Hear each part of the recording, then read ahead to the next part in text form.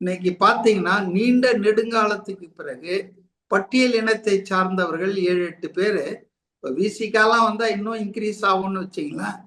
ரஃப்லி 25%, ரஃப்லி 7-8 பேர் கணக்கு போட்டீங்கன்னா 25% பேர் வந்து பட்டியல் இனத்தை சார்ந்தவர்கள், அதாவது எஸ்சி எஸ்டி பிரிவினர் வந்து இந்த அமைச்சரவையில் இருக்கிறது முன்னெப்போதும் நாம் சந்தித்திராத ஒரு சூழல் தாங்க. அதாவது சுதந்திர இந்திய வரலாற்றில இது போல நாம் சந்தித்ததே இல்லை. இது ரொம்ப உண்மையிலேயே ஒடுக்கப்பட்ட சமூகத்தின் அடித்தளங்கள்ல அமுக்கப்பட்ட அந்த சமுதாயத்தினருக்கு மிக நல்ல வாய்ப்பை கொடுத்திருக்கிறார். அது ஒரு குறிப்பிடத்தக்க அம்சமா நான் பார்க்கிறேன். ரெண்டாவது வந்து சிறுபான்மையினர். முஸ்லீம் லீக் வந்துதான் வரணும்னு இல்லை, அது ஒரு ஆடட் ஸ்ட்ரென்த் தான்.